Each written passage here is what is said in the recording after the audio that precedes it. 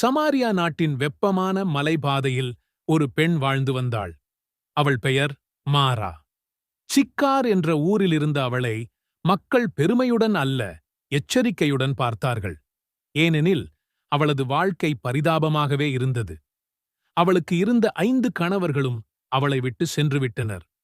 தற்போது இருந்தவன் அவளுடைய கணவரே இல்லை. ஒவ்வொரு நாளும் மதிய வேளையில் மற்ற பெண்கள் வராத நேரத்தில் மாரா தனியாக யாக்கோபின் கிணற்றிற்கு தண்ணீர் எடுப்பதற்கு வருவாள். மற்றவர்கள் அவளை விமர்சிப்பதைத் தவிர்க்க சூரியனின் கடும் வெப்பத்தையும் பொறுத்துக்கொண்டு யாரும் வராத நேரத்தில் வந்து தண்ணீர் எடுத்துக்கொண்டு செல்வாள். அவளது மனதில் பசியும் தாகமும் மட்டுமல்ல, குற்ற உணர்ச்சியும் வெறுப்பும் தனிமையும் கூட மேலோங்கி இருந்தது. ஒருநாள் அவள் வழக்கம் போல கிணற்றிற்கு வந்தபோது நம் ஆண்டவராகிய இயேசு கிறிஸ்து அங்கு அமர்ந்திருந்தார். பயணத்தால் அவர் சோர்வாக இருந்த போதிலும் அவருடைய முகத்தில் அமைதி காணப்பட்டது. எனக்கு தண்ணீர் கொடுப்பாயா என்று மாராவிடம் நம் ஆண்டவர் கேட்டார். மாரா ஆச்சரியமடைந்தாள். நீர் யூதராயிருக்கிறீர், நான் சமாரிய பெண், நீர் என்னிடம் போய் தண்ணீர் கேட்கிறீரே என்று கேட்டாள். அவர் மெதுவாக புன்னகைத்துவிட்டு சொன்னார், நீ தேவனுடைய வல்லமையை அறிந்திருந்தாயானால் நீயே என்னிடம் கேட்டிருப்பாய். நான் உனக்கு ஜீவ தண்ணீரையே கொடுத்திருப்பேன். மாரா குழப்பமடைந்தாள். ஐயா, உங்களிடம் தண்ணீர் எடுக்க எந்த ஒரு உபகரணமும் இல்லை. இந்த கிண்ணறும் ஆழமாயிருக்கிறது. எங்கிருந்து அந்த ஜீவ தண்ணீரை நீர் எனக்கு கொடுக்க முடியும் என்று கேட்டாள்.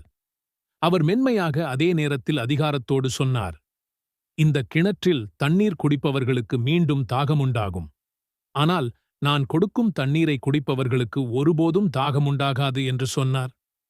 மாராவின் உள்ளம் கலங்கியது. போய் உன் கணவரை அழைத்து கொண்டு வா என்று சொன்னார். உடனே அவள், எனக்கு கணவர் இல்லை என்று சொன்னாள். உடனே நம் ஆண்டவராகிய இயேசு சொன்னார், நீ உண்மையை சொல்கிறாய். 5 கணவர்கள் உனக்கிருந்தார்கள். இப்போது இருப்பவன் உன் கணவரல்ல. நீ சொன்னது உண்மைதான் என்று சொன்னார். மாரா அதிர்ச்சியடைந்தாள். ஐயா, நீர் ஒரு தீர்க்கதரிசி என்று தோன்றுகிறது. அவர்களின் உரையாடல் ஆன்மீகமாக மாறியது. வழிபாடு, உண்மை, வரும் மேசியா குறித்து. மாராவின் இதயம் உளறினது. மேசியா வருவார் என்று நாங்கள் அறிந்திருக்கிறோம். அவர் வந்தவுடன் எல்லாவற்றையும் விளக்குவார் என்றும் எனக்கு தெரியும் என்றாள். அப்போது அவர் சொன்னார், நீங்கள் எதிர்பார்த்திருந்த மேசியா நான்தான் என்றார். அந்த ஒரு வார்த்தை மாராவின் வாழ்க்கையை மாற்றியது.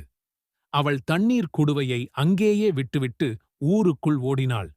மற்றவர்களை சந்திக்க பேச வெட்கப்பட்டிருந்த மாரா அந்த வெட்கத்தை மறந்து சந்தோஷத்துடனும் ஆனந்தத்துடனும் ஊருக்குள்ளே ஓடி, வாருங்கள், என்னைப் பற்றி, என் பழைய வாழ்க்கையைப் பற்றி எல்லாவற்றையும் சொன்ன ஒருவரை வந்து பாருங்கள். இவர் மேசியாவா என்று கத்தினாள். மக்கள் அவள் ஆனந்த சத்தத்தை கேட்டு நம் ஆண்டவரை நோக்கி ஓடி வந்தனர். அவர் பேசுவதை கேட்டனர். மாராவின் சொற்களால் அல்லாமல் அவரே பேசியதால் அவர்கள் இயேசுவே உலகத்தின் இரட்சகர் என்று நிச்சயமாய் அறிந்து கொண்டார்கள். அந்த ஊரார் முழுவதும் ஆண்டவரை ஏற்றுக்கொண்டார்கள். அந்த நாளிலிருந்து மாரா மறைந்திருக்கும் பெண்ணாக அல்ல, அவள் சமாரியா முழுவதற்கும் முதல் நற்செய்தியாளரானாள். ஆம், அநாதி சிநேகத்தால் உன்னை சிநேகித்தேன் என்ற தேவ வார்த்தையின்படி நாம் பாவிகளாயிருக்கும்போது நம் ஆண்டவராகிய இயேசு கிறிஸ்து நம்மை தேடி வந்து நம் பாவத்தை அவருடைய திருரத்தத்தால் கழுவினாரே, அவருடைய பிள்ளையாய் மாற்றினாரே. மாரா செய்தது போல நாமும் நம் ஆண்டவரின் அன்பை பிறருக்கு சொல்ல வேண்டாமா? அறிவிப்போம், நம் ஆண்டவரில் அன்பு கூறுகிறோம் என்பதை வெளிப்படுத்துவோம். உங்கள் ஒவ்வொருவரையும் ஆண்டவர் அவர் நாம மகிமைக்காக எடுத்து பயன்படுத்துவாராக. இந்த தேவ செய்தி நிச்சயமாக உங்களுக்கு பிடித்திருக்கும். மற்றவர்களும் ஆண்டவரின் பணி செய்ய இந்த கதையை மற்றவர்களுக்கும் பகிருங்கள். God bless you.